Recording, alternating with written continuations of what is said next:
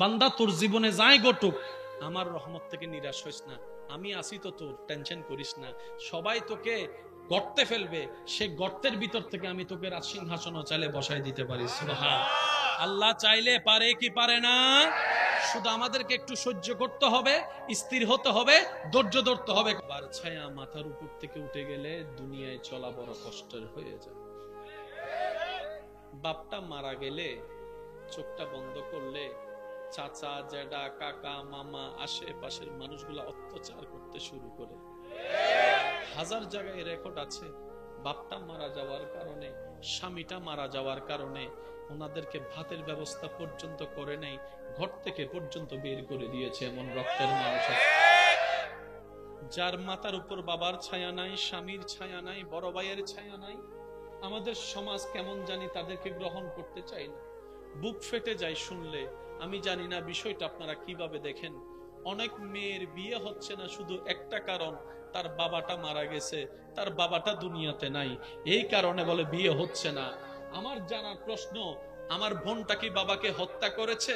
না, আল্লাহর সম্পদ আল্লাহ যখন মন চায় তখন দিবে, তখন যখন মন চায় তখন নিয়ে যাবে। মেয়ের বাবার মৃত্যুতে তো মেয়ের কোনো হাত নাই, তাহলে বাবা না থাকার কারণে মেয়েকে বিবাহ দিবেন না কেন, করবেন না কেন, ছেলের জন্য বউ বানায় আনবেন না কেন? বলে যে অভিভাবক নাই। শুনে রাখুন, জেনে রাখুন, মনে রাখুন, যার দুনিয়াতে বাবার মতো অভিভাবক থাকে না, যার দুনিয়াতে স্বামীর মতো অভিভাবক থাকে না, যার দুনিয়াতে বড় ভাইয়ের মতো অভিভাবক থাকে না, যার দুনিয়াতে চাচার মতো অভিভাবক থাকে না, যার দুনিয়াতে অভিভাবকের ছায়া থাকে না, রব্বুল আলামিন বলে ওই বান্দার অভিভাবক আমি স্বয়ং নিজেই রব্বুল আলামিন হয়ে গেলাম। সেজন্য এই সমস্ত মানুষদেরকে কাছে টানার চেষ্টা করবেন। যার দুনিয়াতে অভিভাবক নাই, আপনি বলবেন যে আমি আছি তোর সাথে, আল্লাহ পাক দেখবেন যে আপনাকে রহমত দিয়ে ভরপুর করে দিবে, আপনি কল্পনাও করতে পারবেন না। সুবহানাল্লাহ। পাথর থেকেও ফুল আমার রব্বুল আলামিন ফুটাতে চাইলে পারে কি পারে না? তো সমাজের এই সমস্ত দুষ্টু কালচার গুলো পরিবর্তন হওয়ার দরকার, চিন্তা ভাবনা গুলো পরিবর্তন হওয়ার দরকার। বরং আমি বলবো যার বাপ নাই তাড়াতাড়ি গিয়ে তার ছেলেকে বউ বানান, আর যাইয়া বলেন তোর বাপ নাই, কি হয়েছে রে মা, আজকে থেকে আমি তোর বাপ, আজকে থেকে আমি তোর বাপ। কারণ এতিমের মাথায় হাত বুলাই দেওয়া মানে রবের রহমতকে লুটে পুড়ে নেওয়ার ব্যবস্থা করা। রব্বুল আলামিন বলে যার দুনিয়াতে কেউ নাই আমি রব তার সাথী হয়ে যাই। সুবহানাল্লাহ।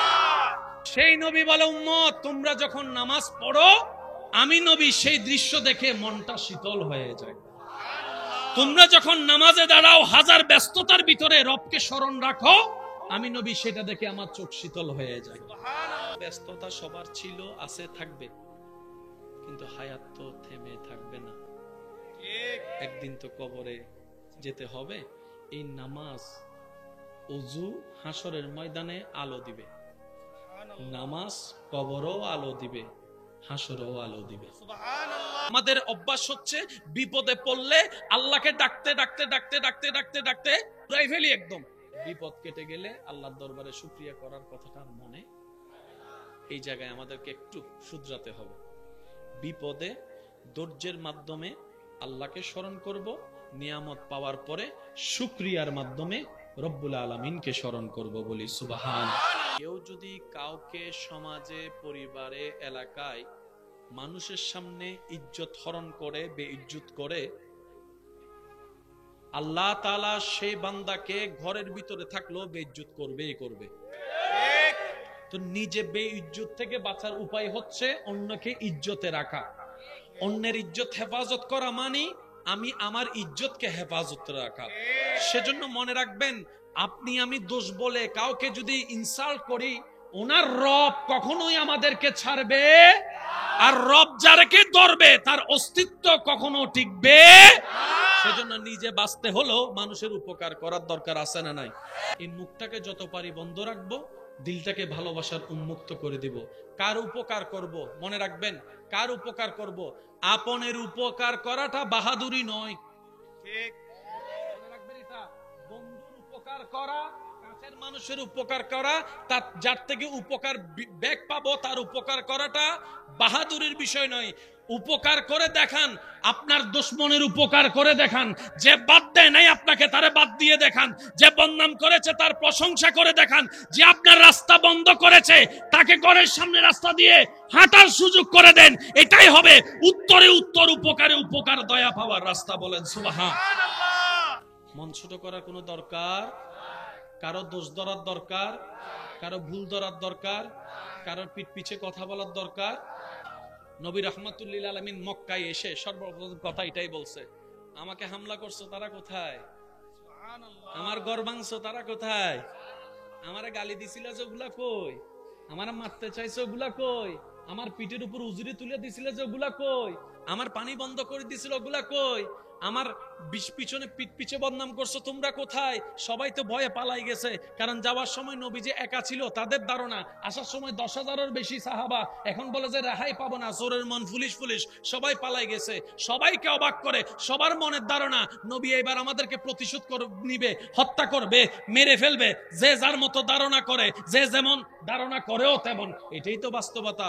সবাইকে অবাক করে নবী রাহমাতুল্লিল আলামিন মক্কায় কাবার সামনে দাঁড়ায় বলে, আমাকে আঘাতদাতারা কোথায়? আমাকে হামলাকারী কোথায়? আমার ভাত বন্ধ করে, আমার খাবার বন্ধ করে এরা কোথায়? শুনো শুনো শুনো, আমি সবাইকে নবী রাহমাতুল্লিল আলামিন, আমি নবী রাহমাতুল্লিল আলামিন সবাইকে ক্ষমা করে দিলাম, সবাইকে ক্ষমা করে দিলাম, সবাইকে ক্ষমা করে দিলাম। যে গালি দিছে তাকেও মাফ, যে মারতে চাইছে তাকেও মাফ, যে পাথর মারছে তাকেও মাফ, যে খাবার বন্ধ করছে তাকেও মাফ।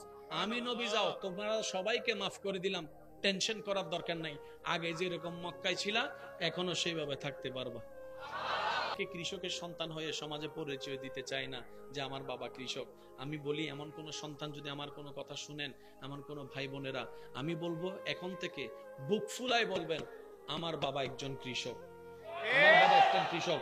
কারণ কৃষি কাজ হচ্ছে সেই মহা সম্মানিত কাজ, যে কাজটা যুগে যুগে আল্লাহর প্রেরিত নবী রাসূলুল্লাহ পছন্দ করে আপন করে নিয়েছেন এই কৃষি কাজকে। বলেন সুবহানাল্লাহ। কৃষি কাজ করা একটা ভাগ্যের ব্যাপার, এটা নিয়ামতের ব্যাপার। আমাদের তো এমন অনেক সময় হয়, দাওয়াত দেওয়ার সময় বিয়ের অনুষ্ঠানে কিংবা বিভিন্ন অনুষ্ঠানে যেই আত্মীয়র টাকা একটু বেশি, ওর দাওয়াত একটু স্পেশাল হয়। কষ্ট নিচ্ছেন আমার কোনো কথায়? যে আত্মীয় স্বজনের একটু টাকা বেশি, ওনার খাবার দাবার হয় টেবিলে। যে আত্মীয় স্বজনের টাকা নাই, ওনাকে মূল্যায়নও করে না, কেউ জিজ্ঞেসও করে না খাবার খেয়েছে কিনা। আসলে আসলো, না আসলে নাই। আমরা অধপতনের সে চরম পর্যায়ে নিচে চলে যাচ্ছি।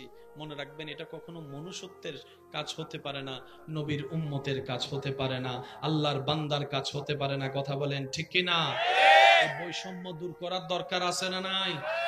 যেই মানুষ, যে সমাজ এক সময় নবীকে চোখের উপর মণি বানায় রেখেছে, হক কথাটা বলার সাথে সাথে সে সমাজের মানুষ নবীর রাস্তা বন্ধ করে দেওয়া শুরু করেছে, নবীর খাবার বন্ধ করে দেওয়া শুরু করেছে, নবীর পথ বন্ধ করা শুরু করেছে, পানি বন্ধ করা শুরু করেছে, অত্যাচারের উপর অত্যাচার, মেন্টালি অত্যাচার শুরু করেছে, সামাজিক অত্যাচার শুরু করেছে। শুধু তাই নয় রে ভাই, শুধু তাই নয়, তারা এমন পর্যায়ে চলে গিয়েছে যে মুহাম্মদ সাল্লাল্লাহু আলাইহি ওয়াসাল্লাম, এই মুহাম্মদের সাথে যে কথা বলবে তাকেও আমরা সামাজিকভাবে বয়কট করব। মুহাম্মদের সাথে যে লেনদেন করবে আমরা তাকে সামাজিকভাবে বয়কট করব। মুহাম্মদকে যে বাজার দিবে আমরা তার দোকানকে সামাজিকভাবে বয়কট করব। এইভাবে অত্যাচার শুরু করেছে। আল্লাহর হাবিব নবী আল্লাহর হুকুমের অপেক্ষায় ধৈর্য ধরে বসে আছে, ধৈর্য ধরে বসে আছে। সুবহানাল্লাহ, ধৈর্য ধরে বসে আছে। যে মক্কার অলিতে গলিতে নবী রাহমাতুল্লিল আলামিন হাঁটতো, আজকে সে হাঁটার রাস্তা বন্ধ করে দিয়েছে। নবী রাহমাতুল্লিল আলামিন যেখানে বসতো, বসার জায়গাটা তারা ভেঙে দিয়েছে। নবী যাদের সাথে গিয়ে কথা বলতো তাদেরকে কথা বলা থেকে দূর করে দিয়েছে। সবাই সামাজিকভাবে নবীকে বয়কট করা শুরু করলো, পারিবারিকভাবে বয়কট করা শুরু করলো। এদিক থেকে অত্যাচার, ওদিক থেকে অত্যাচার, এভাবে অত্যাচার, এভাবে জুলুম করতেই আছে। নবী ধৈর্য ধরে বসে আছে, নবী ধৈর্য ধরে বসে আছে। সুবহানাল্লাহ, নবী ধৈর্য ধরে বসে আছে। এবার নবীর গায়ের উপর আঘাত দেওয়া শুরু করলো, রক্তাক্ত শরীর মোবারক করলো, নবী ধৈর্য ধরে বসে আছে। নবীর পেটে খাবার নাই, নবী ধৈর্য ধরে বসে আছে। নবীর ঘরে পানি নাই, নবী ধৈর্য ধরে বসে আছে। আপনরা দুশমন হয়েছে, নবী ধৈর্য ধরে বসে আছে। আপনরা পর হয়েছে, নবী ধৈর্য ধরে বসে আছে। আপনরাই চোখ উল্টাই ফেলেছে, নবী ধৈর্য ধরে বসে আছে, ধৈর্য ধরে বসে আছে। অথচ নবী চাইলে এক একবার আল্লাহকে বললে, ও আল্লাহ তুমি ওদেরকে ধ্বংস করে দাও, সাথে সাথেই ধ্বংস করে দিত। নবী ধ্বংস দোয়া করে নাই, কারণ নবী বলে আল্লাহ আমাকে গজব দাতা হিসেবে পাঠাই নাই, রাহমাতুল লিল আলামিন করে পাঠিয়েছেন, রাহমাতুল লিল আলামিন করে পাঠিয়েছেন। আমি নিজে না খেয়ে হলো তাদেরকে খাওয়ার ব্যবস্থা করব, নিজে না হেসে হলো তাদেরকে হাসির ব্যবস্থা করব। আমি তো নবী রাহমাতুল লিল আলামিন, যাকে আল্লাহ তাআলা সমস্ত নবীদের ইমাম বানিয়েছেন। সুবহানাল্লাহ। সমস্ত নবীদের উপর সর্দারিত্ব আল্লাহ আমাকে দিয়েছেন। সুতরাং আমি অধৈর্য হলে চলবে না, আমি ধৈর্য ধরবো, যাতে আমার পরবর্তী উম্মতেরা আমার কষ্টের কথা শুনে অধৈর্য না হয়, আমার কষ্টের কথা শুনে তাদের জীবনের কষ্টের সামনে আসলে অধৈর্য যেন না হয়, রাগী যেন না হয়, মেজাজ যেন না হারায়, মেজাজ হারিয়ে এক ভাই আরেক ভাইয়ের নামে যেন মামলা না দেয়, হামলা না করে, রাস্তা বন্ধ না করে, আমি নবীর আদর্শ যেন তারা জীবনে বাস্তবায়ন করে আল্লাহর আসল নিয়ামত অর্জন করতে পারে। নবী বলে আমি ক্ষমতা থাকার পরও চুপ। তুই দুই দোকানের মালিক হয়ে এত চিল্লাস কেন রে? নবী বলে যে আমি কৌসারের মালিক হয়ে চুপ করে আছি, তুই দুইতলা বিল্ডিং এর মালিক হয়ে চিল্লাস কেন? চিল্লাইস না, আক্রমণ পরিবর্তে আক্রমণ করিস না, গালির পরিবর্তে গালি দিস না রে উম্মত। তুই শুধু ধৈর্য ধর, রবের দিকে তাকাই, রবে এমন ভাবে রাস্তা করে দিবে তোর দুশমনরা হার মানতে বাধ্য হবে। ইজ্জতের সমাজে এলাকায় তুই মাথা উঁচু করে দাঁড়ায় থাকতে হবে। সত্যি করে বলেন আল্লাহ বিচার করে কি করে না? আরেকটু জোরে বলেন আল্লাহ বিচার করে কি করে না? কিন্তু আল্লাহ আপনার আমার টাইমে বিচার করবে না, আল্লাহ আল্লাহর সময়ে বিচার করবে। কিছুদিন পরে আল্লাহ পাক বলে হাবিব আপনার অনেক কষ্ট হচ্ছে আমি বুঝতেছি। নবী বলে যে আল্লাহ আপনার জন্য আমি সব করতে পারি, সব করতে পারি, সব করতে পারি। ফ্রি ফ্রি জিনিস পেলে দাম থাকে না। আল্লাহ তোদেরকে নিজের হাবিবকে ফ্রি ফ্রি মক্কায় দান করছে, তোরা দাম দিতে জানোস নাই। এখন আমরা মদিনাবাসী পেয়েছি, আমরা তোদেরকে আর দিব না, আর দিব না। নবীও বলে যে আমি তোমাদেরকে ছেড়ে যাবই না, কিয়ামত পর্যন্ত মদিনা শরীফে শুয়ে থাকবো। নবী রাহমাতুল লিল আলামিন আরো বড় হচ্ছে, নবী রাহমাতুল লিল আলামিন আরো বড় হচ্ছে।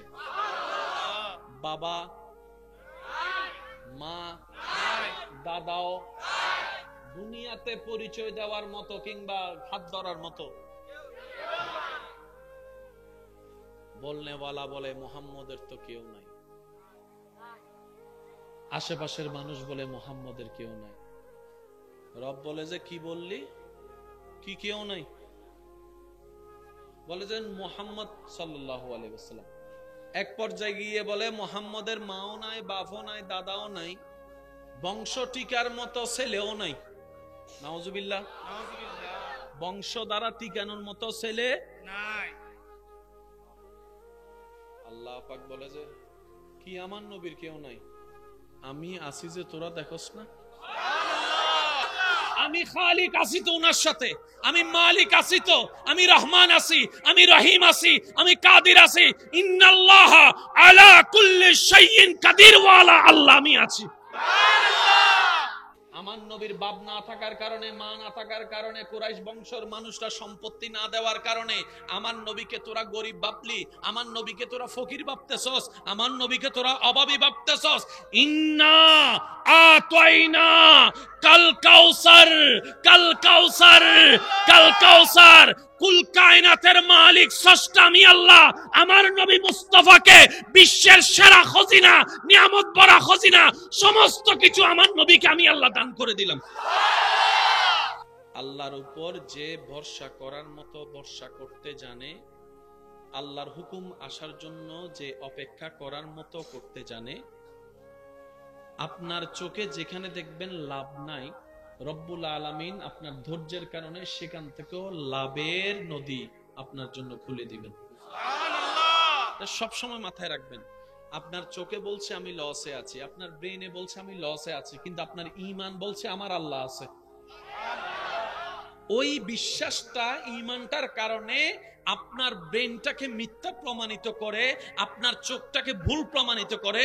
রব্বুল আলামিন এমন জায়গা থেকে লাভের সন্ধান বের করে দিবে, কল্যাণের সন্ধান বের করে দিবে, শান্তির রাস্তা বের করে দিবে। যখন সামনে আসবে আপনি অবাক হওয়া ছাড়া দ্বিতীয় কোনো উপায় থাকবে না।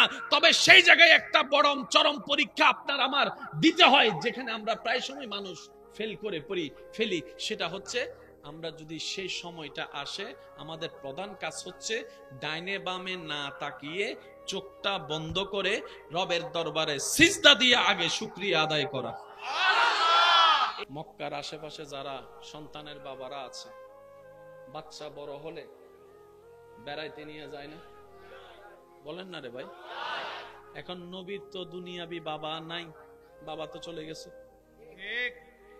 মা আমেনা মন খারাপ করে আছে, ইস আমার সন্তানের বাবা যদি থাকতো, আজকে সেও তার বাবার সাথে একটু রাস্তায় ঘুরতে যেতে পারতো, মেলায় ঘুরতে যেতে পারতো, বিভিন্ন জায়গায় ঘুরতে যেতে পারতো। আল্লাহ পাক বলে, আমেনা তুমি মন ছোট করিও না, তুমি মন খারাপ করিও না, তুমি মন ছোট করিও না। দুনিয়ার অভিভাবকরা তাদের এই সন্তানদেরকে কোথায় নিয়ে যায়? বেশির থেকে বেশি পার্কে নিয়ে যায়, রাস্তায় নিয়ে যায়, আইসক্রিমের দোকানে নিয়ে যায়, কিংবা দুইটা চিপস কিনে দেয়, এতটুকুই তো করে। যাদের একটু টাকা বেশি আছে তারা না হয় লন্ডন নিয়ে যায়, আমেরিকায় নিয়ে যায়। আপনি মন খারাপ করছেন যে আপনার সন্তান বেড়াবে কিভাবে? আপনি টেনশন করিয়েন না, সময় যখন আসবে একদিন, তখন সুবহানাল্লাযী আসরা বিআবদিহি লাইলাম মিনাল মাসজিদিল হারামে ইলাল মাসজিদিল আকসা। একদিন একটা সময় আসবে, আমি আপনার সন্তানকে মক্কা থেকে আকসা বোরাকের মতো বাহনে করে নিয়ে যাব, বোরাকের মতো বাহনে করে নিয়ে যাব। দুনিয়ার সেই বাবারা, দুনিয়ার অভিভাবকেরা সন্তানদেরকে যেখানে নিয়ে যায়, তাদের এই বাচ্চাদেরকে যেখানে নিয়ে যায়, অভিভাবক হয়ে বাচ্চাদেরকে ঘুরতে যে নিয়ে যায়, আপনার সন্তান সেটা পাবে না। আপনার সন্তান যেটা পাবে সেটা আর কেউ পাবে না। লামকানে গিয়ে আমি আল্লাহ ওনাকে মেরাজ করে বেড়াই। সবাই ঘুরতে যায় এখানে, আল্লাহ নবীকে ঘুরতে নিছে ওইখানে।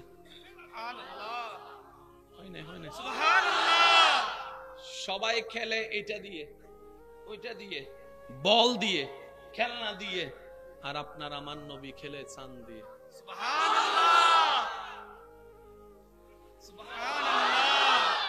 আর একটু মোহাব্বত করে বলা যাবে,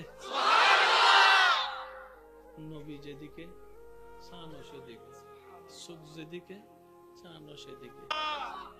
আল্লাহ বলে, আমেনা মন ছোট করেন না, দুনিয়ার বাচ্চাগুলা খেলনা দিয়ে খেলে, আর আপনার সন্তান আসমানের চাঁদ দিয়ে খেলতেছে। আল্লাহু আকবার, আল্লাহু আকবার। আল্লাহর কত বড় দয়া যে আমাদের উপরে।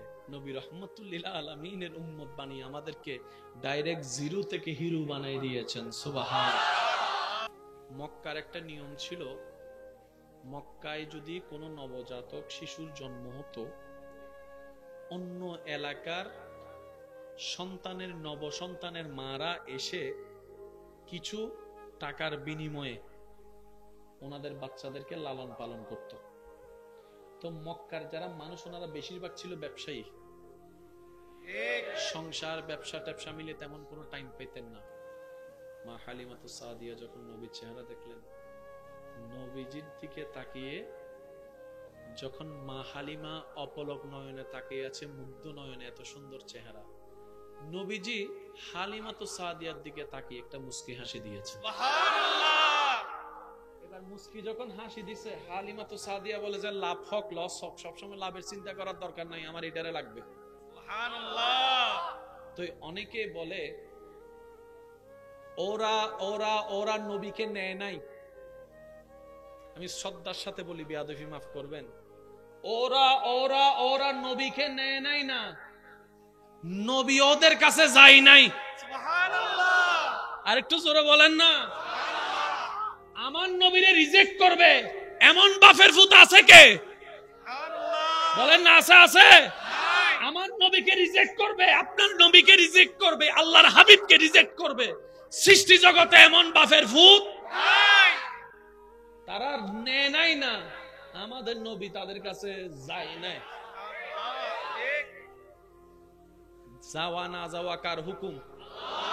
তারা নিবে কিভাবে? আল্লাহ তো ব্যবস্থা করে রেখেছেন, নবী হালিমার ঘরে যাবে, তারা জোর করলেও তো নিতে পারবে। সবাই জানেন, শুধু একটু স্মরণ করিয়ে দিচ্ছি। এবার উনি বলে যে লাভ লস যা হওয়ার হোক, আমি গ্রহণ করলাম। এবার আপনার আমার নবীকে নিয়ে সেই দুর্বল বাহনে উঠলেন মা হালিমা। হালিমা যখন সেই দুর্বল বাহনে উঠলেন, যেটার দুর্বলতার কারণে সবার পিছনে উনি মক্কায় এসেছেন, বাস্তবতা এখন উল্টায় গেল। সবাইকে পিছনে ফেলে উনি আগেই সেই গন্তব্যে পৌঁছায় গিয়েছেন। সুবহানাল্লাহ। মা হালিমাতুস সাদিয়া পৌঁছানোর অনেক দিন অনেকক্ষণ পরে ওই কাফেলে এসে যখন মা হালিমাকে দেখে, কিরে হালিমা, তুমি নিজে দুর্বল, তোমার বাহন দুর্বল, তোমরা ঠেললো ঠেলা যায় না বাহনটা, আমাদের আগে পৌঁছালা কিভাবে? হালিমা বলে, এত কিছু জানি না, এত কিছু জানি না। ওনারে কোলে নেওয়ার পর থেকে আমার সাথে এমন এমন কিছু হচ্ছে, মনে হয় যেন আমি স্বপ্ন দেখছি, বাস্তব মনে হচ্ছে না। সবকিছু অলৌকিক হওয়া শুরু করেছে, অলৌকিক হওয়া শুরু করেছে। আমি যখন উনাকে নিয়ে আমি যখন বাহনে উঠলাম, উনাকে নিয়ে যখন আমি বাহনে উঠলাম, আমার বাহনের কি হয়েছে আমি জানি না। আমি দেখছি 10 মাইলের পথ 1 মাইলে শেষ হয়ে যাচ্ছে। মিনিটেও বরকত, সময়ও বরকত, গাড়িতেও বরকত, বাহনেও বরকত, শরীরেও বরকত, শক্তিতেও বরকত হওয়া শুরু করেছে। নবীকে যিনি দুধ পান করেছেন ওনার নাম হচ্ছে হালিমা। কি বলেন তো ওনার নাম কি? একদম সবাই একই আওয়াজে বলেন হালিমা। কি? হালিমা। কিন্তু এখন ওনাকে নাম বদলে সবাই বলতে হয় হালিমাতুস সাদিয়া। সুবহানাল্লাহ, সুবহানাল্লাহ। গরর সামনে গাছ টাছ তাহে না, বড়ই গাছ টাছ তাহে না। যদিও অন্য কেউ পাইতাম নদীদেরই এবারও গাছ তুই গা বারো আছে না। মা হালিমার ঘরের সামনে একটা ফলের গাছ ছিল, যে গাছটার মধ্যে জানেই নেই, ধরতে গেলে ধরেন না, মানে ফল টল কিচ্ছু নাই। নবীকে নিয়ে গেলেন, সকালবেলা ঘুম থেকে উঠে দেখে গাছ সতেজ, ফল ভরপুর, ফল ভরপুর। মা হালিমা অবাক হয়ে তাকায় এলেন, কিরে আমি কার ঘরে চলে আসলাম? এটা তো আমার ঘরের গাছ না। আমার ঘরের গাছটাকে তো আমি অনেক দিন ধরে দেখতেছি, শক্তিই নাই। আজকে তো দেখি পাতা সবুজ হয়ে আছে, ফলও ধরে বসে আছে, ব্যাপার তো কিছু মিলে না, হিসাব তো মিল খুঁজে পাই না। অবাক হয়ে সামনে গেলেন, উনি দেখলেন ওই যে আপনার ছাগলের দুধের ভিতরে, যেখানে দুধের মধ্যে কোনো কানেকশন নাই, ছাগলের দুধ নাই, ওলানের মধ্যে কোনো দুধ নাই, রোগ আক্রান্ত ছাগল, সে ছাগলের ওলানে দেখা যায় দুধ থই থই অবস্থা, ভরপুর হয়ে আছে, ভরপুর হয়ে আছে।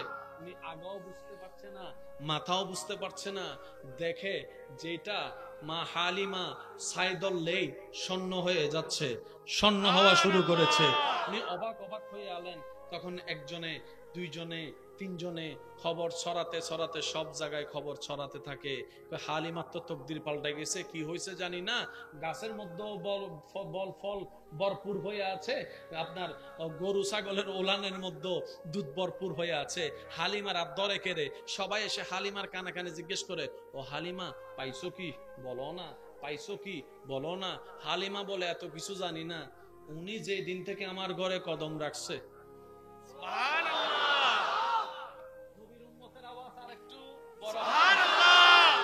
উনি যে দিন থেকে আমার ঘরে কদম রাখছে, সব চেঞ্জ, সব চেঞ্জ। আরেকটু জোরে। গ্রামে মানুষ, এই যুবক গ্রামের মানুষ আছে অবদ্ধকল, মাগরিবুর ফর লাইট বন্ধ করি। গত 30 বছর 40 বছর আগে এন্ডেইলে আসিল তো দাদা কল্লা মাথাকা, ঠিক না?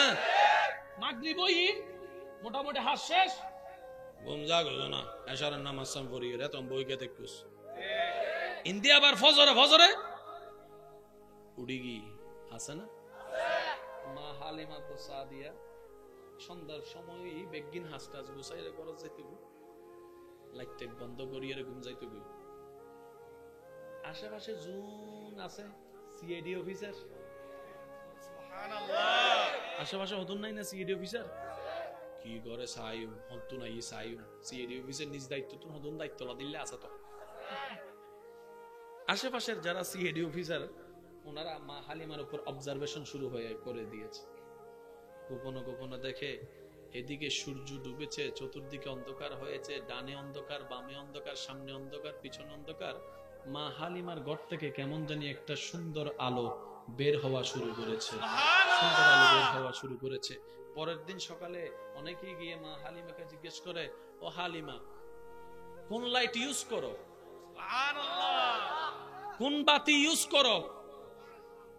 সারা রাত দেখলাম চতুর্দিকে অন্ধকার, তোমার ঘর থেকে একটা আলো বের হলো, কিন্তু আলোটা দেখে দূর থেকে দেখলে তো বোঝা যায় হারিকেনের আলো কেমন হয়, মোমবাতির আলো কেমন হয়, এনার্জি বাল্বের আলো কেমন হয়, হ্যালোজিনের আলো কেমন হয়, পার্থক্যটা মোটামুটি তো বুঝি, কিন্তু এই আলোটা তো কোনো আলোর মতোই লাগলো না, না হারিকেনের মতো, না মোমবাতির মতো।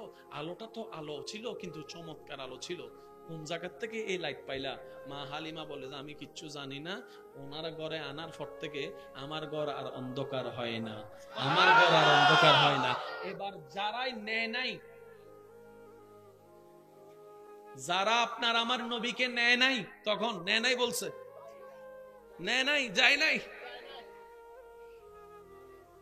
এবার তারা এসে হালিমার বলে, হালিমা টাকা কিছু বাড়াই দিব,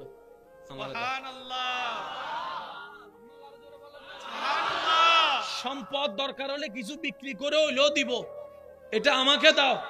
আরেকজনে বলে যে পাহাড় 2টা লেখা দিব, এটা আমাকে দাও।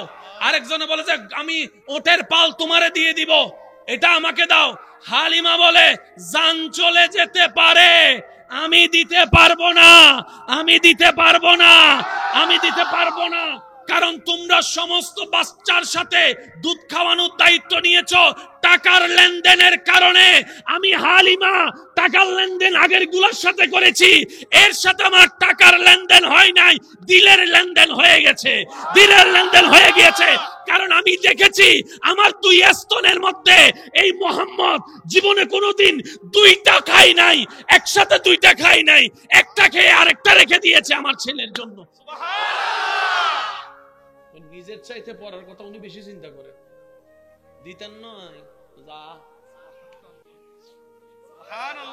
সিডেঙ্গে বাসারি দুরু দুরু যা ও নহদ দুরু দুরু এসে সিডেঙ্গে করো না মাথায় দুরু দুরু জিজ্ঞেস তো নাই সুস।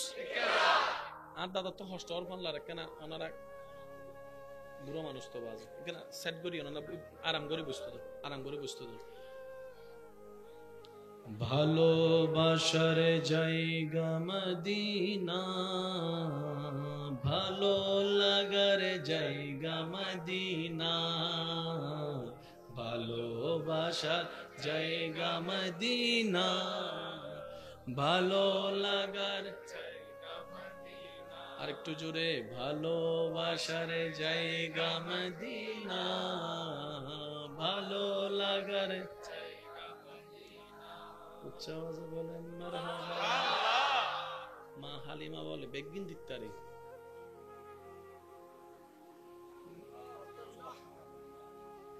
নবী বলে আপনি আমাকে এত আদর করলেন, আপনি আমাকে এত কাছে টানলেন, আপনি আমাকে লেনদেনবিহীন ভালোবাসলেন, আপনি আমাকে বুকে জায়গা দিয়েছেন, আমি নবী আসব আপনি লসে থাকবেন তা তো হতে পারে না।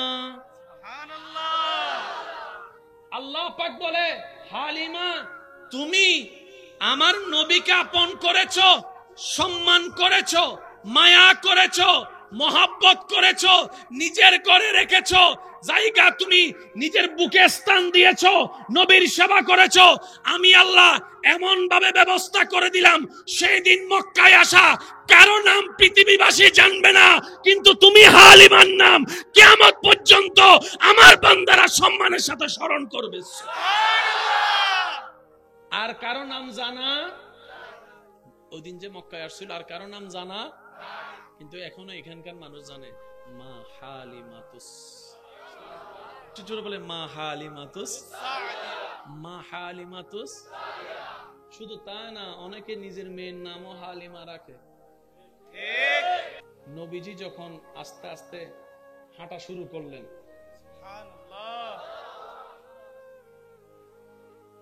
বেশিরভাগ নবী রাসূলের একটা সুন্নতের অংশ আপনারা হয়তো শুনেছেন, জানেন, ছাগল চড়ানো, দুব্বা চড়ানো, ওট চড়ানো, এটার সাথে প্রত্যেকটা কম বেশি নবী রাসূলের একটা সম্পর্ক আছে। আরেকটা কাজ, সেটা হচ্ছে কৃষি কাজ। তো এই দুইটা কাজকে ছোট করে দেখা মানে আমাদের মেন্টালিটি ছোট, আমাদের চিন্তা ছোট।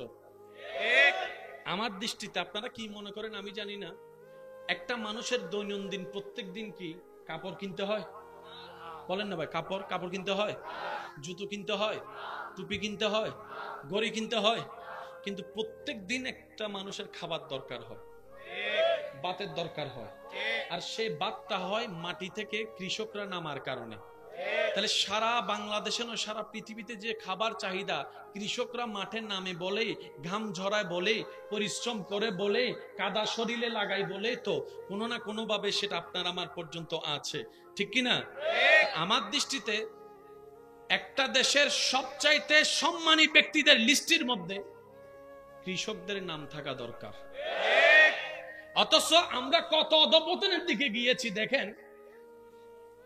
কোটিপতিকে, ইন্ডাস্ট্রিওয়ালাদেরকে সেলুট দিয়ে সম্মান দিচ্ছি, যদিও ওনার সেই ম্যাটেরিয়ালটা আপনার আমার হয়তো জীবনে একবার লাগবে, না হয় বছরে একবার লাগবে, কিন্তু একটা কৃষকের কাজ প্রত্যেকদিন আমাদের লাগে। কোনো না কোনো ভাবে কৃষকের সাপোর্ট কিন্তু আমাদের লাগে। এবার আপনার আমার নবী আল্লাহ তাআলা এমন ভাবে সম্পদ দিলেন, একটু বুঝবেন, নবীকে আল্লাহ এমন ভাবে সম্পদ দিলেন, বড় বড় সম্পদওয়ালা পর্যন্ত নবীর সামনে এসে, একটু জোরে বলি না, বড় বড় শত্রু পর্যন্ত নবীর সামনে এসে চোখে চোখ রেখে কথা বলতে পারে না, অন্যদিকে তাকাই থাকতে হয়। সুবহান। নিয়ামতের শ্রেষ্ঠ নিয়ামত চরিত্র হচ্ছে, এটা হচ্ছে চরিত্র। সম্পদের শ্রেষ্ঠ সম্পদ হচ্ছে চরিত্র। কি বলেন আপনারা, একমত আছেন তো সবাই? সবচেয়ে দামি সম্পদের নাম কি? চরিত্র। চরিত্রের চাইতে দামি সম্পদ দুনিয়াতে আর কিছু হয়? আল্লাহ তাআলা বলে ইন্নাকা লাআলা খুলুকিন আযীম। সুবহানাল্লাহ। মুহাব্বতের আওয়াজে বলেন সুবহানাল্লাহ। সুবহানাল্লাহ। আপনি আমি ভোটার আইডি কার্ড বানাইতে গেলে, পাসপোর্ট বানাইতে গেলে ওই এলাকার যে কোনো একজন সরকারি প্রতিনিধির কাছ থেকে একটা চরিত্রের সার্টিফিকেট নিতে হয়। সেখানে উনি না দেখা সিগনেচার করে দেয়, সিল মারা থাকে, সিগনেচারটা পরে করে দেয়, লেখা থাকে আমার জানা মতে আমার এলাকার সবচাইতে ভালো মানুষ। ঠিক কথা বলেন না? ঠিক। আমি ওনাকে জিজ্ঞেস করলাম, ভাই আপনি যাকে ভালো মানুষ হিসেবে সিগনেচার দিয়েছেন আপনি চিনেন? কয় না। তো সিগনেচার দিলেন কেন? বলে যে আমার এলাকায় লক্ষ লক্ষ মানুষ, সবার এই সার্টিফিকেটের দরকার, আমি কি সবার পরিচয় জানবো নাকি? যার চরিত্রের কথা বলেছে তিনি আপনার আমার নবী রাহমাতুল লিল আলামিন। ইন্নাকা লাআলা খুলুকিন আযীম বলে রব্বুল আলামিন যার চরিত্র মুবারকের সার্টিফিকেট দিয়েছেন তিনি আপনার আমার নবী রাহমাতুল লিল আলামিন। 40টা বছর আল্লাহ আমাদের নবীকে দিয়ে ইসলামের দাওয়াত দিতে দেয় নাই, চুপ করে রেখেছেন। এই 40টা বছর আল্লাহ বিশ্ববাসীকে নবীর হাঁটা চলা বসা চরিত্র দেখাইয়াছেন। 40টা বছর পরে যখন সবাই বলল, সবাই মিথ্যা কথা বলল, আমরা মানতে পারি আব্দুল্লাহর ছেলে কখনো মিথ্যা বলতে পারে না, এই কথা যখন তারা বলা শুরু করলো তখনই আল্লাহ পাক বললেন, নবী এবার আপনি বলেন এক আল্লাহ ছাড়া কোনো মাবুদ নাই, দেখি কয়জনে মানে। এতক্ষণ কিন্তু বলাই নাই। যখন সবাই বলছে আব্দুল্লাহর ছেলে মিথ্যা বলবে না, আল্লাহ পাক বলেছে এখন বলেন। আল্লাহ কি বলবো? রবে বলে যে এক আল্লাহ ছাড়া কোনো মাবুদ নাই, এই কথা যারা বলবে তারাই পাশ হয়ে যাবে, আপনি এই কথা বলেন।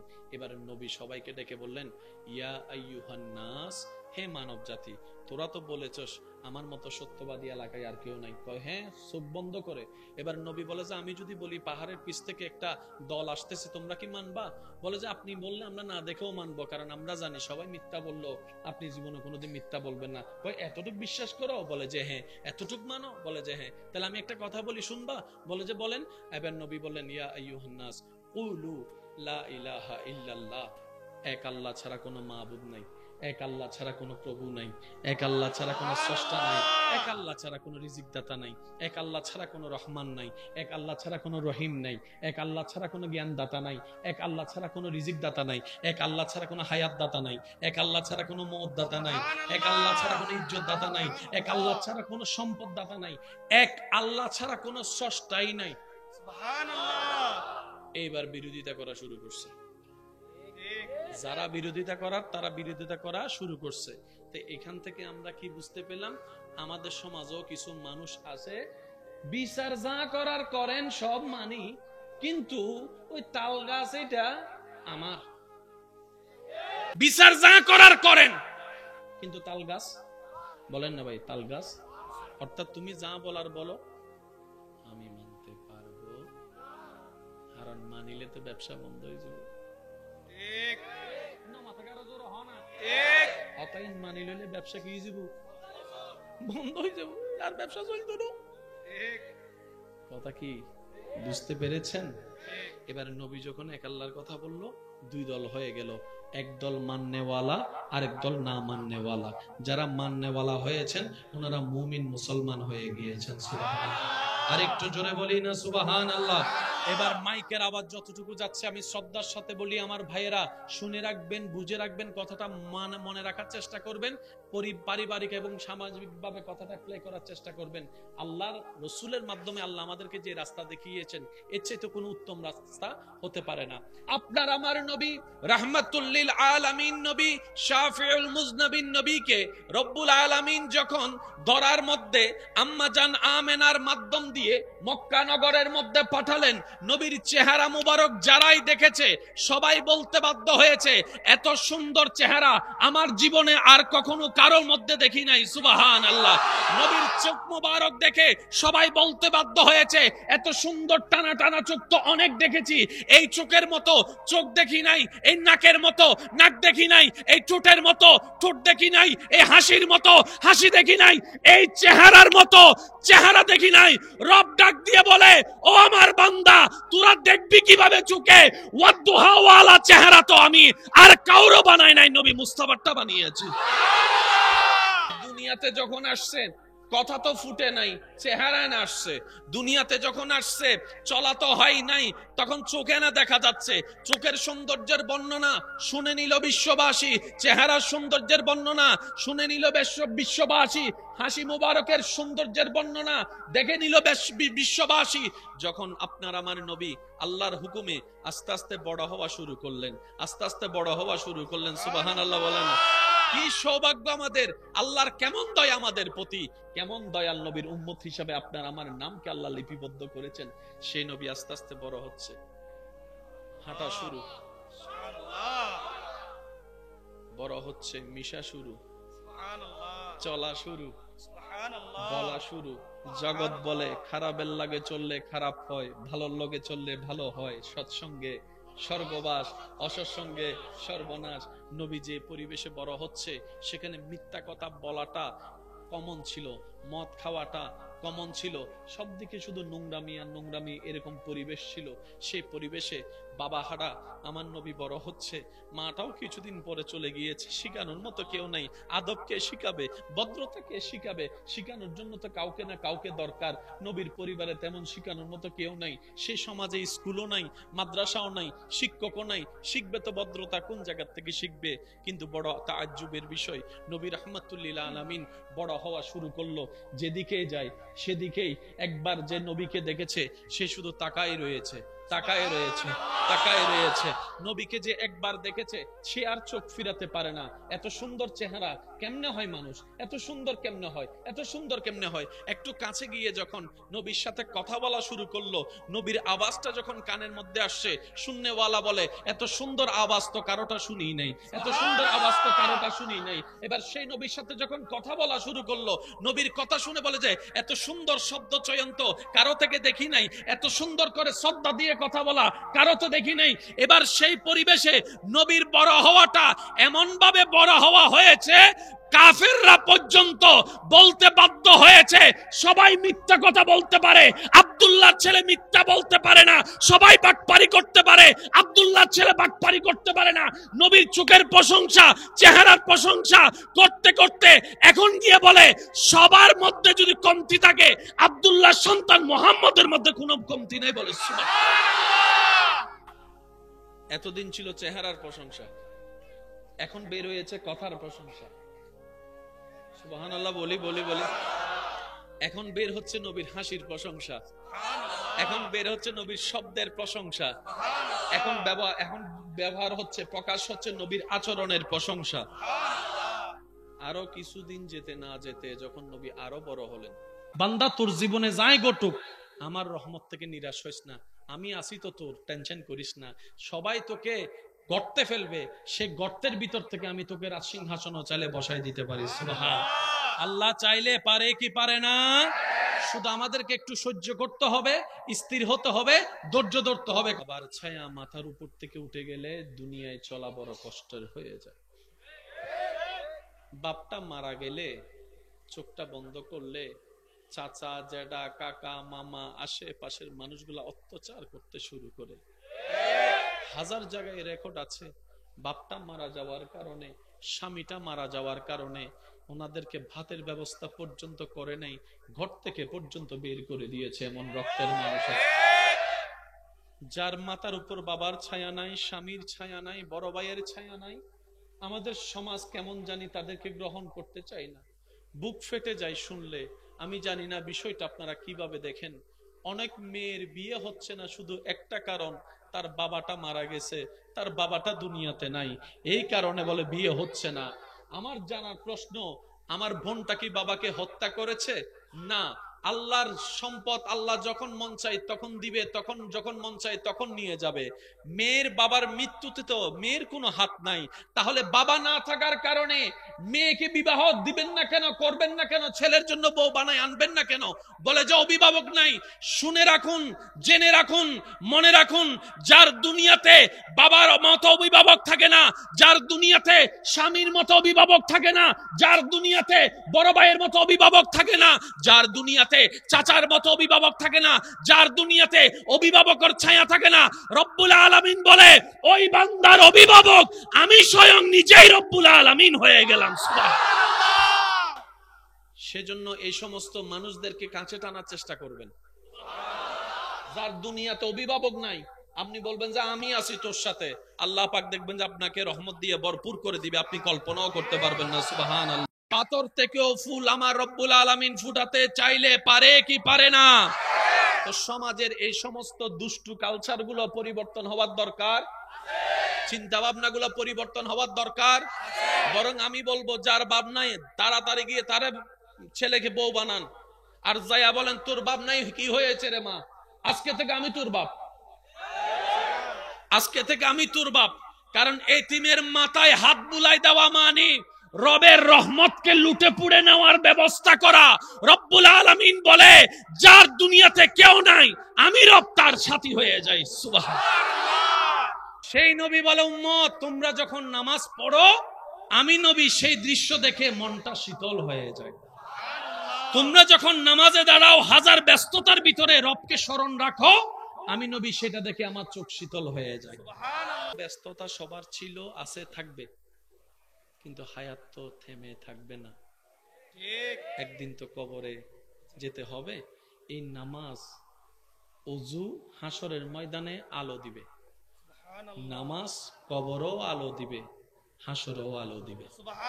আমাদের অভ্যাস হচ্ছে বিপদে পড়লে আল্লাহকে ডাকতে ডাকতে ডাকতে ডাকতে ডাকতে ডাকতে পুরাই ফেলি একদম। বিপদ কেটে গেলে আল্লাহর দরবারে শুকরিয়া করার কথাটা আর মনে, এই জায়গায় আমাদেরকে একটু শুধরাতে হবে। বিপদে ধৈর্যের মাধ্যমে আল্লাহকে স্মরণ করব, নিয়ামত পাওয়ার পরে শুকরিয়ার মাধ্যমে রব্বুল আলামিনকে স্মরণ করব। বলি সুবহানাল্লাহ। কেউ যদি কাউকে সমাজে, পরিবারে, এলাকায় মানুষের সামনে ইজ্জত হরণ করে, বেইজ্জত করে, আল্লাহ তাআলা সেই বান্দাকে ঘরের ভিতরে থাকলেও বেইজ্জত করবেই করবে। তো নিজে বেইজ্জত থেকে বাঁচার উপায় হচ্ছে অন্যকে ইজ্জতে রাখা। অন্যের ইজ্জত হেফাজত করা মানে আমি আমার ইজ্জতকে হেফাজতে রাখা। সেজন্য মনে রাখবেন, আপনি আমি দোষ বলে কাউকে যদি ইনসাল্ট করি, ওনার রব কখনোই আমাদেরকে ছাড়বে, আর রব যারাকে ধরবে তার অস্তিত্ব কখনো টিকবে। সেজন্য নিজে বাঁচতে হলো মানুষের উপকার করার দরকার আছে না নাই? এই মুখটাকে যত পারি বন্ধ রাখবো, দিলটাকে ভালোবাসার উন্মুক্ত করে দিব। কার উপকার করব? মনে রাখবেন, কার উপকার করব? আপনের উপকার করাটা বাহাদুরি নয়। ঠিক মনে রাখবেন, এটা বন্ধুর উপকার করা কাছের মানুষের উপকার করা, তার যার থেকে উপকার ব্যাক পাবো তার উপকার করাটা বাহাদুরির বিষয় নয়। উপকার করে দেখান, আপনার দুশমনের উপকার করে দেখান। যে বাদ দেয় নাই আপনাকে, তারে বাদ দিয়ে দেখান। যে বদনাম করেছে তার প্রশংসা করে দেখান। যে আপনার রাস্তা বন্ধ করেছে তাকে ঘরের সামনে রাস্তা দিয়ে হাঁটার সুযোগ করে দেন। এটাই হবে উত্তরে উত্তর, উপকারে উপকার, দয়া পাওয়ার রাস্তা। বলেন সুবহানাল্লাহ। মন ছোট করার কোনো দরকার, কারো দোষ ধরার দরকার, কারো ভুল ধরার দরকার, কারো পিঠ পিছে কথা বলার দরকার। নবী রাহমাতুল্লিল আলামিন মক্কায় এসে সর্বপ্রথম কথা এটাই বলছে, আমাকে হামলা করছো তারা কোথায়? আমার ঘর ভাঙছো তারা কোথায়? আমারে গালি দিছিল যে ওগুলা কই? আমারে মারতে চাইছো ওগুলা কই? আমার পিঠের উপর উজুরি তুলে দিছিল যে ওগুলা কই? আমার পানি বন্ধ করে দিছিল ওগুলা কই? আমার পিছনে পিঠ পিছে বদনাম করছো তোমরা কোথায়? সবাই তো ভয়ে পালাই গেছে, কারণ যাওয়ার সময় নবী যে একা ছিল তাদের ধারণা, আসার সময় 10,000-এর বেশি সাহাবা। এখন বলে যে রেহাই পাবো না, চোরের মন পুলিশ পুলিশ, সবাই পালাই গেছে।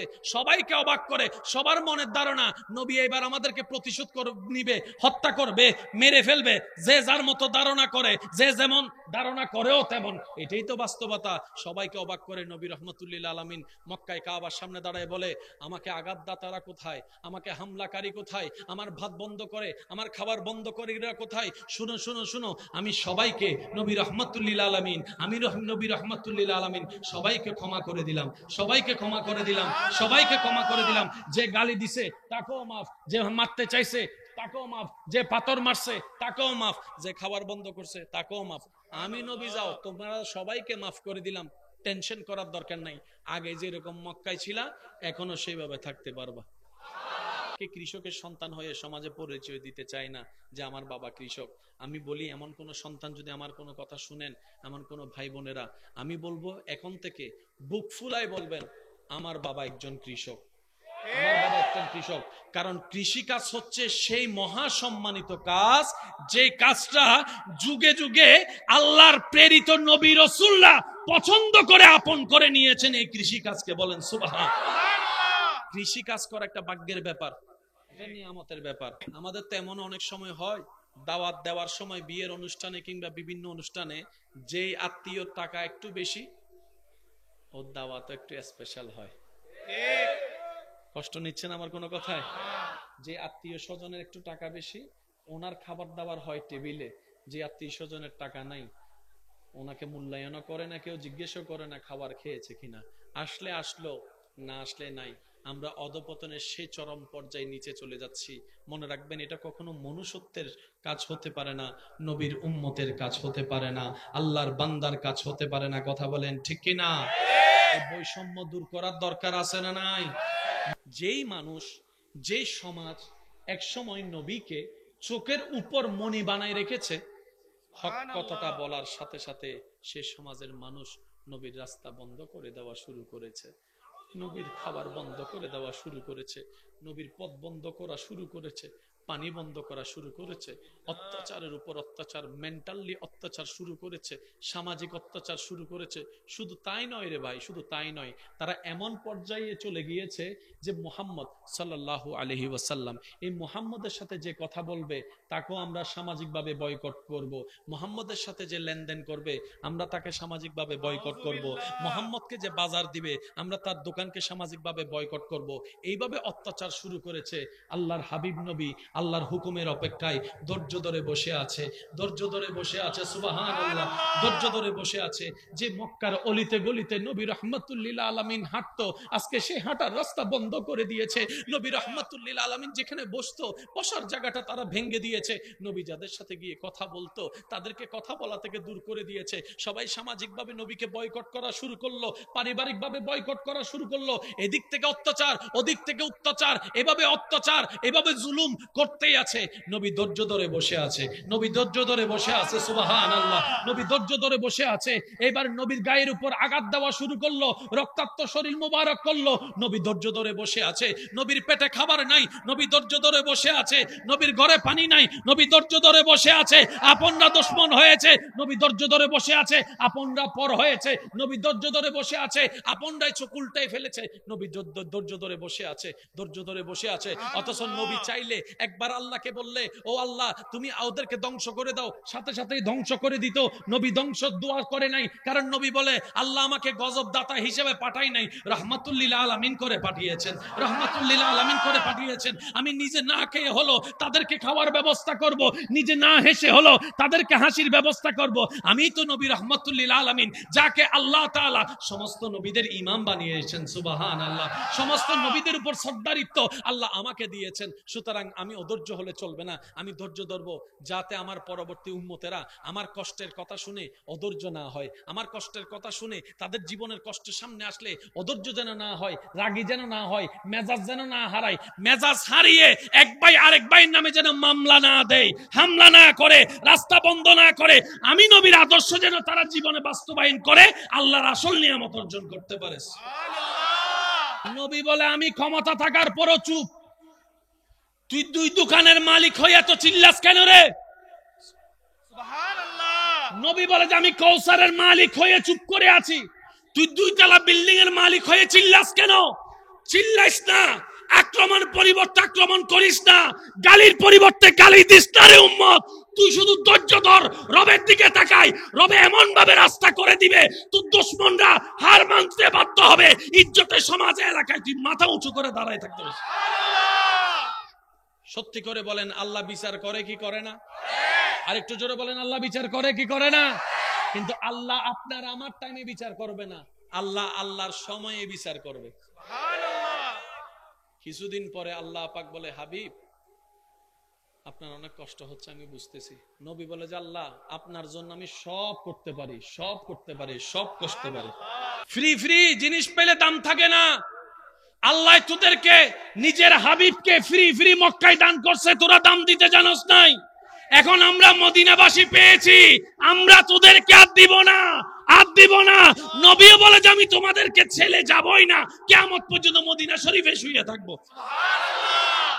নবী রাহমাতুল লিল আলামিন আরো বড় হচ্ছে, নবী রাহমাতুল লিল আলামিন আরো বড় হচ্ছে। বাবা মা দাদাও দুনিয়াতে পরিচয় দেওয়ার মতো কিংবা হাত ধরার মতো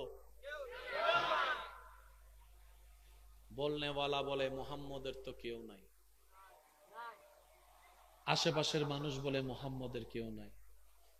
রব বলে যে কি বললি, কি কেউ নাই? বলে যে মুহাম্মদ সাল্লাল্লাহু আলাইহি ওয়াসাল্লাম। এক পর্যায়ে গিয়ে বলে মুহাম্মদের মাও নাই, বাপও নাই, দাদাও নাই, বংশ টিকার মতো ছেলেও নাই। নাউজুবিল্লাহ, বংশ দ্বারা টিকানোর মতো ছেলে নাই। আল্লাহ পাক বলে যে কি আমার নবীর কেউ নাই? আমি আছি যে তোরা দেখোস না? আমি খালিক আছি তো ওনার সাথে, আমি মালিক আছি তো, আমি রহমান আছি, আমি রহিম আছি, আমি কাদির আছি। ইন্নাল্লাহ আলা কুল্লি শাইইন কাদির ওয়ালা আল্লাহ আমি আছি।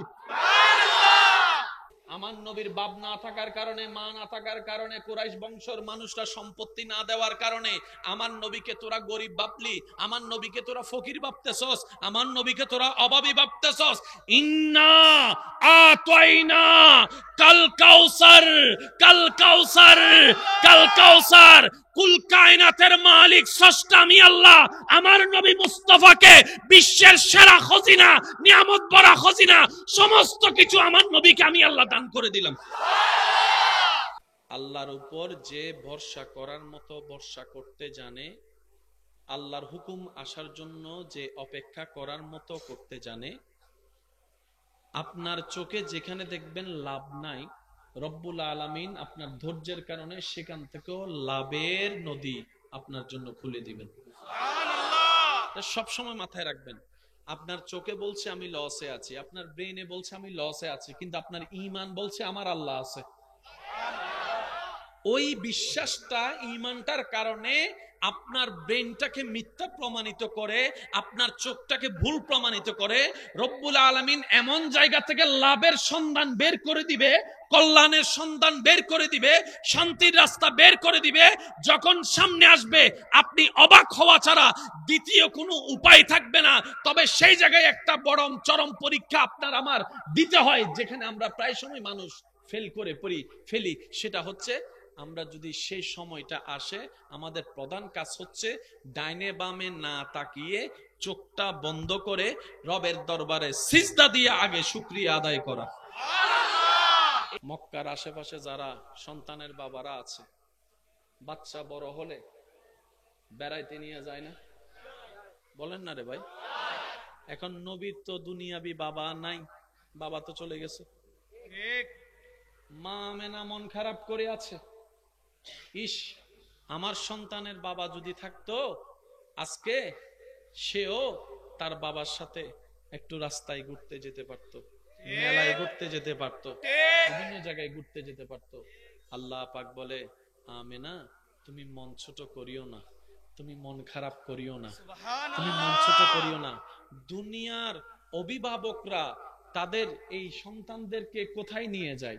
বেশির থেকে বেশি পার্কে নিয়ে যায়, রাস্তায় নিয়ে যায়, আইসক্রিমের দোকানে নিয়ে যায়, কিংবা দুইটা চিপস কিনে দেয়, এতটুকুই তো করে। যাদের একটু টাকা বেশি আছে তারা না হয় লন্ডন নিয়ে যায়, আমেরিকায় নিয়ে যায়। আপনি মন খারাপ করছেন যে আপনার সন্তান বেড়াবে কিভাবে? আপনি টেনশন করিয়েন না, সময় যখন আসবে একদিন, তখন সুবহানাল্লাযী আসরা বিআবদিহি লাইলাম মিনাল মাসজিদিল হারামে ইলাল মাসজিদিল আকসা, একদিন একটা সময় আসবে আমি আপনার সন্তানকে মক্কা থেকে আকসা বোরাকের মতো বাহনে করে নিয়ে যাব, বোরাকের মতো বাহনে করে নিয়ে যাব। দুনিয়ার সেই বাবারা, দুনিয়ার অভিভাবকেরা সন্তানদেরকে যেখানে নিয়ে যায়, তাদের এই বাচ্চাদেরকে যেখানে নিয়ে যায়, অভিভাবক হয়ে বাচ্চাদেরকে ঘুরতে যে নিয়ে যায়, আপনার সন্তান সেটা পাবে না। আপনার সন্তান যেটা পাবে সেটা আর কেউ পাবে না। লা মকানে গিয়ে আমি আল্লাহ ওনাকে মেরাজ করে বেড়াই। সবাই ঘুরতে যায় এখানে, আল্লাহ নবীকে ঘুরতে নিছে ওইখানে।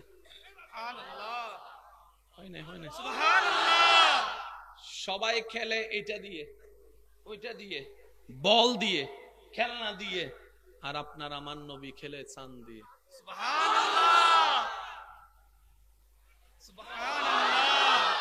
আর একটু মোহাব্বত করে বলা যাবে, নবী যেদিকে চাঁদও সেদিকে, সুখ যেদিকে চাঁদও সেদিকে।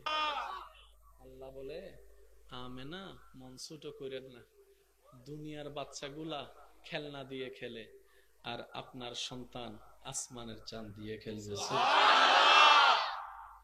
আল্লাহু আকবার, আল্লাহু আকবার।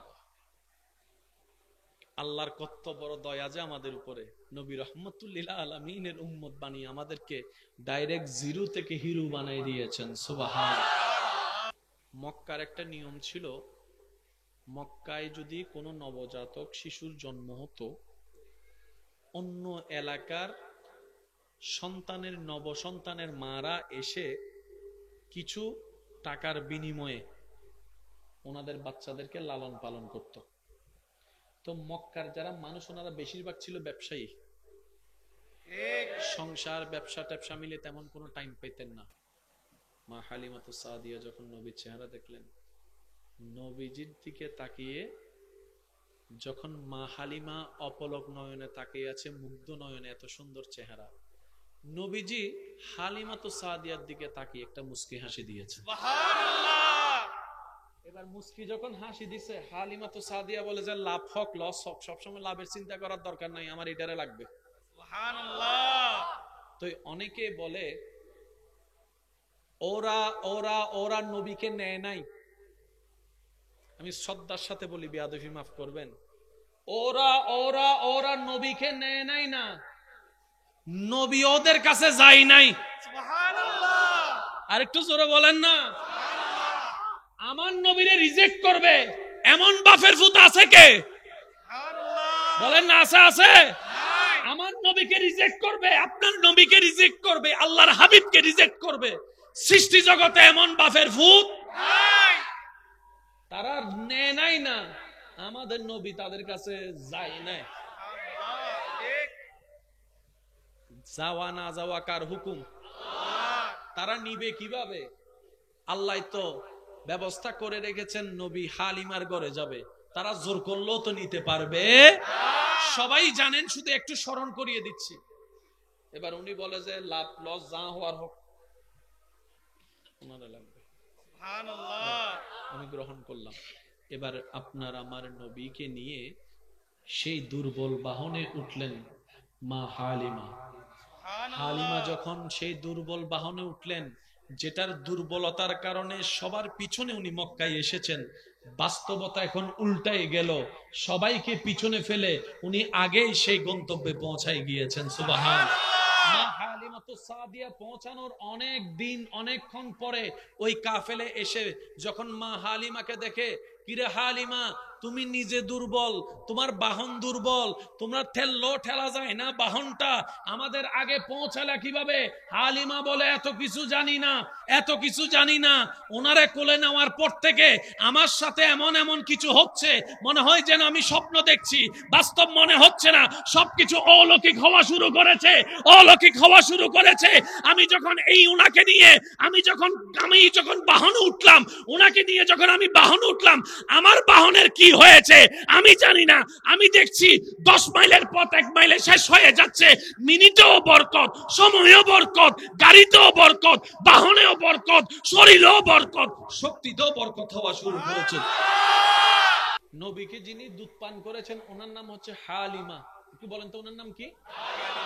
একদম সবাই একই আওয়াজে বলেন হালিমা। কি? কিন্তু এখন ওনাকে নাম বদলে সবাই বলতে হয় হালিমাতুস সাদিয়া। সুবহানাল্লাহ, সুবহানাল্লাহ। গরর সামনে গাছ টাছ তাহে না,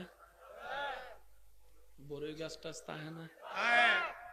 যদিও অন্য কেউ পাইতাম নদীদেরই এবারও গাছ তুই গা বারো আছে না।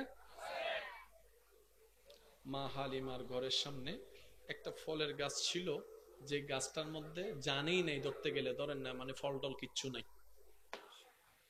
নবীকে নিয়ে গেলেন, সকালবেলা ঘুম থেকে উঠে দেখে গাছ সতেজ, ফল ভরপুর, ফল ভরপুর। মা হালিমা অবাক হয়ে তাকায় এলেন, কিরে আমি কার ঘরে চলে আসলাম? এটা তো আমার ঘরের গাছ না। আমার ঘরের গাছটাকে তো আমি অনেক দিন ধরে দেখতেছি, শক্তিই নাই। আজকে তো দেখি পাতা সবুজ হয়ে আছে, ফলও ধরে বসে আছে, ব্যাপার তো কিছু মিলে না, হিসাব তো মিল খুঁজে পাই না। অবাক হয়ে সামনে গেলেন, উনি দেখলেন ওই যে আপনার ছাগলের দুধের ভিতরে, যেখানে দুধের মধ্যে কোনো কানেকশন নাই, ছাগলের দুধ নাই, ওলানের মধ্যে কোনো দুধ নাই, রোগ আক্রান্ত ছাগল, সে ছাগলের ওলানে দেখা যায় দুধ থই থই অবস্থা, ভরপুর হয়ে আছে, ভরপুর হয়ে আছে। উনি আগাও বুঝতে পারছে না, মাথাও বুঝতে পারছে না। দেখে যেটা মা হালিমা সাইদল্লেই স্বর্ণ হয়ে যাচ্ছে, স্বর্ণ হওয়া শুরু করেছে। উনি অবাক হয়ে আলেন। তখন একজনে, দুইজনে, তিনজনে খবর ছড়াতে ছড়াতে সব জায়গায় খবর ছড়াতে থাকে, হালিমার তো তকদির পাল্টাই গেছে, কি হয়েছে জানি না, গাছের মধ্যেও ফল ভরপুর হয়ে আছে, আপনার গরু ছাগলের ওলানের মধ্যে দুধ ভরপুর হয়ে আছে। হালিমার আর দরে কেড়ে সবাই এসে হালিমার কানে কানে জিজ্ঞেস করে, ও হালিমা পাইছো কি বলো না, পাইছো কি বলো না। হালিমা বলে, এত কিছু জানি না। উনি যে দিন থেকে আমার ঘরে কদম রাখছে,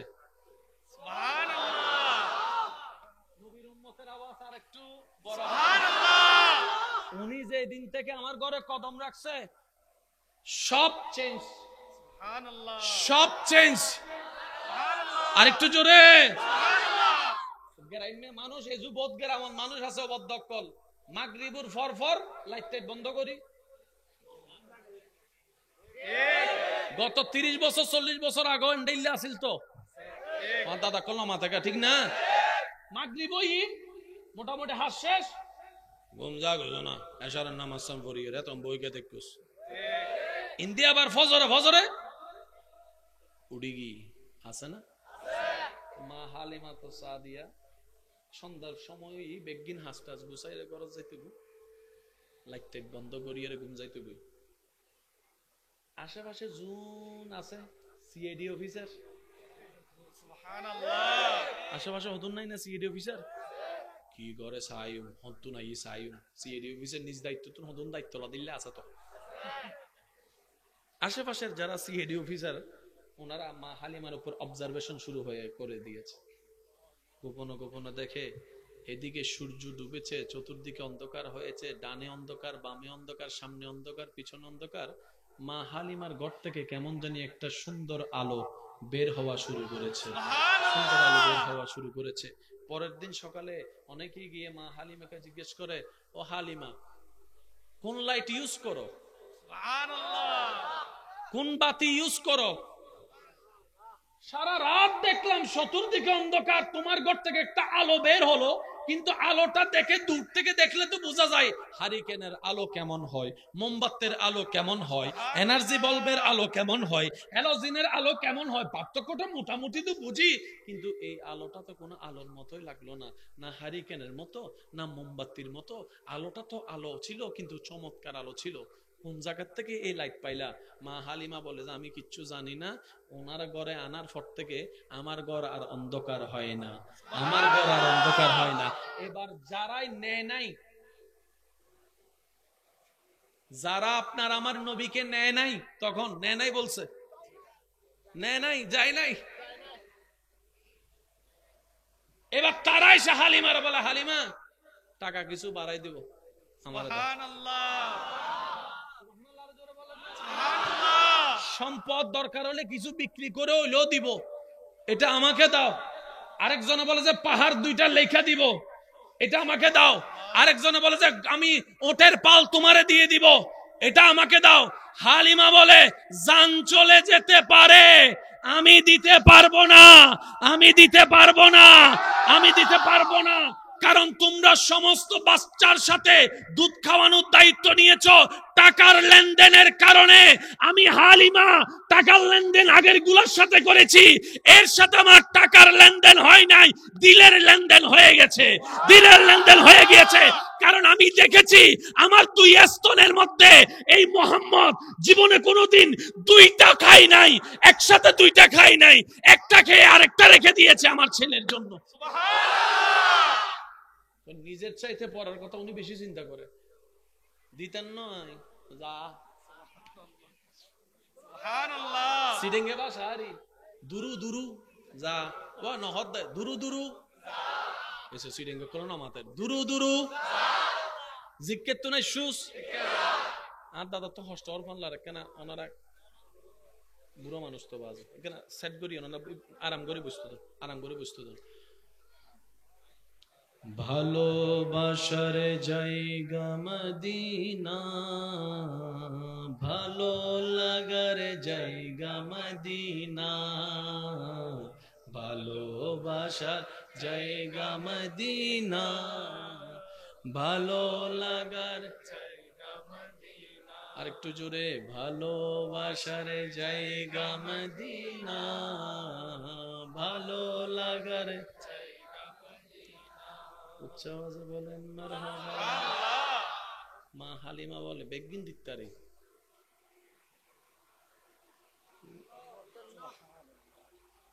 নবী বলে আপনি আমাকে এত আদর করলেন, আপনি আমাকে এত কাছে টানলেন, আপনি আমাকে লেনদেনবিহীন ভালোবাসলেন, আপনি আমাকে বুকে জায়গা দিয়েছেন, আমি নবী আসব আপনি লসে থাকবেন তা তো হতে পারে না। আল্লাহ পাক বলে হালিমা তুমি আমার নবীকে আপন করেছো, সম্মান করেছো, মায়া করেছো, মহাব্বত করেছো, নিজের ঘরে রেখেছো, জায়গা তুমি নিজের বুকে স্থান দিয়েছো, নবীর সেবা করেছো। আমি আল্লাহ এমন ভাবে ব্যবস্থা করে দিলাম সেই দিন মক্কায় আসা কারো নাম পৃথিবীবাসী জানবে না, কিন্তু তুমি হালিমার নাম কিয়ামত পর্যন্ত আমার বান্দারা সম্মানের সাথে স্মরণ করবে। আর কারো নাম জানা, ওই দিন যে মক্কায় আসছিল আর কারো নাম জানা, কিন্তু এখনো এখানকার মানুষ জানে মা হালিমাতুস, একটু জোরে বলে মা হালিমাতুস, মা হালিমাতুস। শুধু তা না, অনেকে নিজের মেয়ের নামও হালিমা রাখে।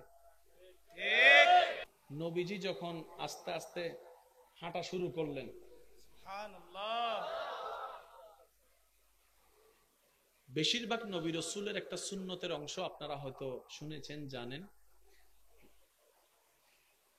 ছাগল চড়ানো, দুব্বা চড়ানো, ওট চড়ানো। এটার সাথে প্রত্যেকটা কম বেশি নবী রাসূলের একটা সম্পর্ক আছে। আরেকটা কাজ, সেটা হচ্ছে কৃষি কাজ। তো এই দুইটা কাজকে ছোট করে দেখা মানে আমাদের মেন্টালিটি ছোট, আমাদের চিন্তা ছোট। আমার দৃষ্টিতে আপনারা কি মনে করেন আমি জানি না, একটা মানুষের দৈনন্দিন প্রত্যেক দিন কি কাপড় কিনতে হয়? বলেন না ভাই, কাপড় কাপড় কিনতে হয়, জুতো কিনতে হয়, টুপি কিনতে হয়, ঘড়ি কিনতে হয়, কিন্তু প্রত্যেক দিন একটা মানুষের খাবার দরকার হয়, বাতের দরকার হয়। আর সেই বাতটা হয় মাটি থেকে কৃষকরা নামার কারণে। তাহলে সারা বাংলাদেশে নয়, সারা পৃথিবীতে যে খাবার চাহিদা, কৃষকরা মাঠে নামে বলে, ঘাম ঝরায় বলে, পরিশ্রম করে বলে, কাদা শরীরে লাগাই বলে, তো কোনো না কোনো ভাবে সেটা আপনার আমার পর্যন্ত আছে, ঠিক কিনা? আমার দৃষ্টিতে একটা দেশের সবচাইতে সম্মানী ব্যক্তিদের লিস্টের মধ্যে কৃষকদের নাম থাকা দরকার। অথচ আমরা কত অধঃপতনের দিকে গিয়েছি দেখেন। কোটিপতিকে, ইন্ডাস্ট্রিওয়ালাদেরকে সেলুট দিয়ে সম্মান দিচ্ছি, যদিও ওনার সেই ম্যাটেরিয়ালটা আপনার আমার হয়তো জীবনে একবার লাগবে, না হয় বছরে একবার লাগবে, কিন্তু একটা কৃষকের কাজ প্রত্যেকদিন আমাদের লাগে। কোনো না কোনো ভাবে কৃষকের সাপোর্ট কিন্তু আমাদের লাগেই। এবার আপনার আমার নবী আল্লাহ তাআলা এমন ভাবে সম্পদ দিলেন, সুবহানাল্লাহ, একটু বুঝবেন। নবীকে আল্লাহ এমন ভাবে সম্পদ দিলেন, বড় বড় সম্পদওয়ালা পর্যন্ত নবীর সামনে এসে,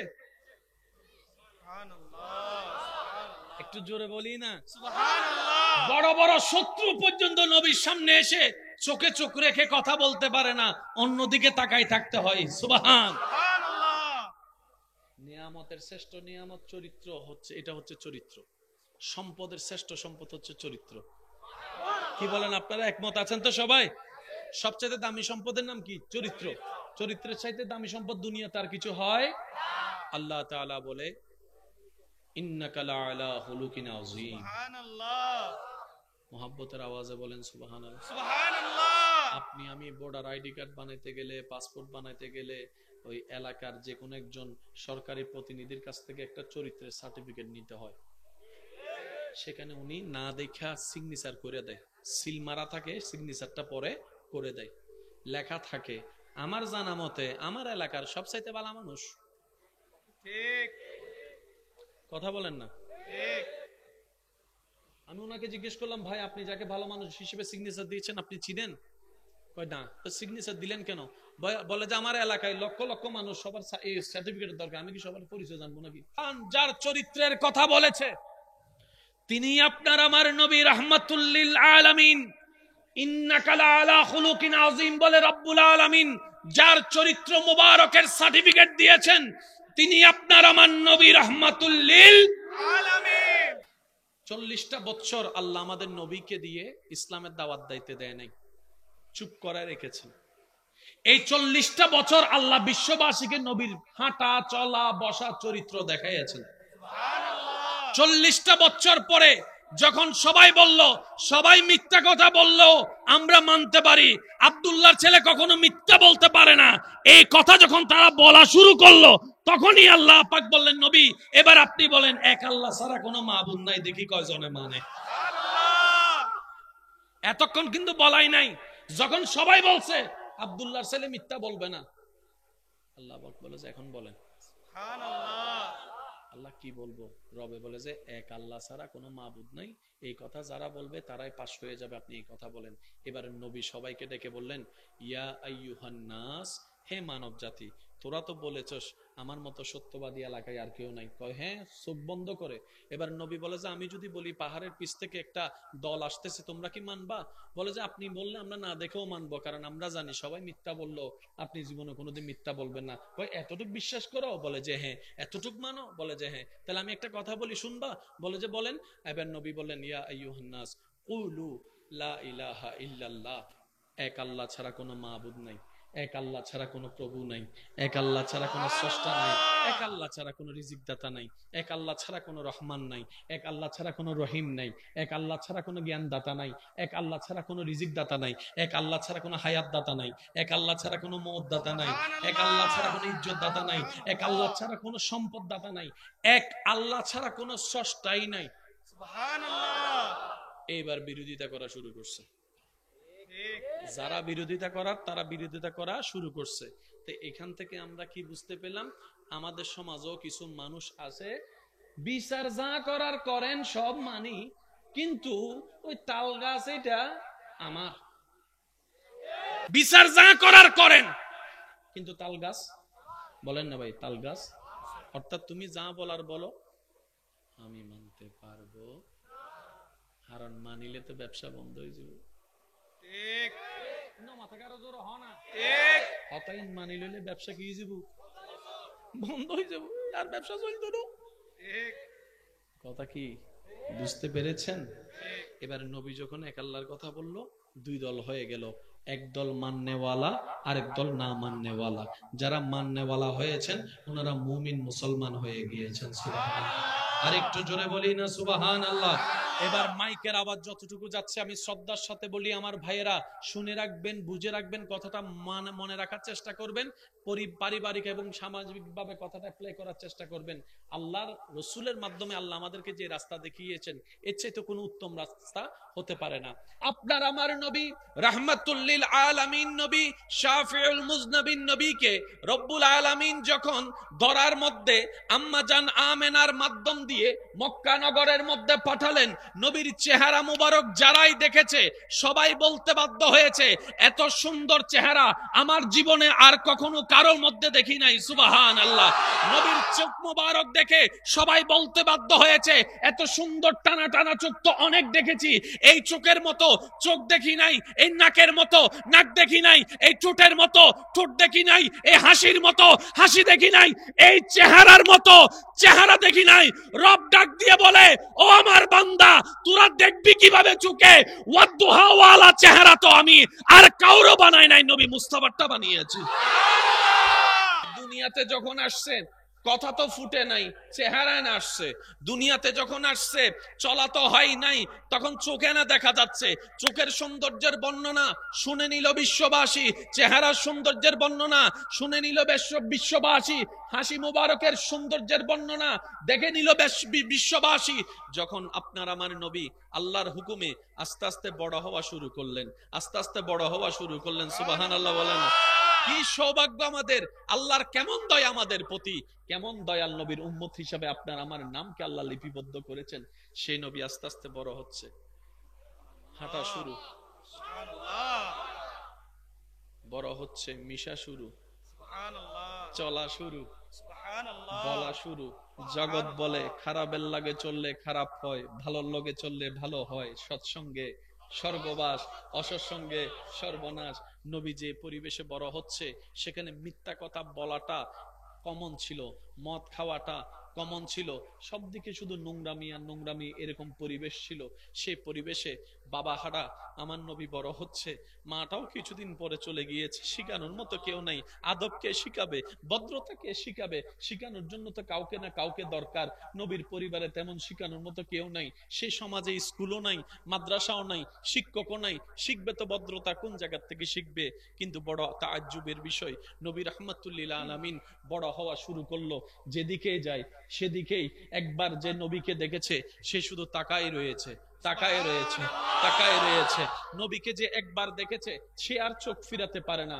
এত সুন্দর চেহারা কেমনে হয় মানুষ, এত সুন্দর কেমনে হয়, এত সুন্দর কেমনে হয়। একটু কাছে গিয়ে যখন নবীর সাথে কথা বলা শুরু করলো, নবীর আওয়াজটা যখন কানের মধ্যে আসছে, শুননেওয়ালা বলে, এত সুন্দর আওয়াজ তো কারোটা শুনি নাই, এত সুন্দর আওয়াজ তো কারোটা শুনি নাই। এবার সেই নবীর সাথে যখন কথা বলা শুরু করলো, নবীর কথা শুনে বলে যে, এত সুন্দর শব্দ চয়ন তো কারো থেকে দেখি নাই, এত সুন্দর করে শ্রদ্ধা দিয়ে কথা বলা কারো তো দেখি নাই।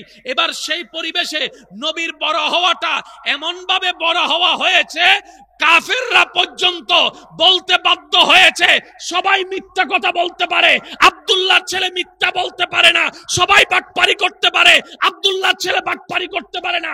নবীর চোখের প্রশংসা, চেহারার প্রশংসা করতে করতে এখন গিয়ে বলে, সবার মধ্যে যদি কমতি থাকে আব্দুল্লাহর সন্তান মুহাম্মদের মধ্যে কোনো কমতি নাই। বলে এতদিন ছিল চেহারার প্রশংসা, এখন বের হয়েছে কথার প্রশংসা। সুবহানাল্লাহ বলি বলি বলি। এখন বের হচ্ছে নবীর হাসির প্রশংসা। এখন বের হচ্ছে নবীর শব্দের প্রশংসা, এখন ব্যবহার হচ্ছে, প্রকাশ হচ্ছে নবীর আচরণের প্রশংসা। আরো কিছুদিন যেতে না যেতে যখন নবী আরো বড় হলেন,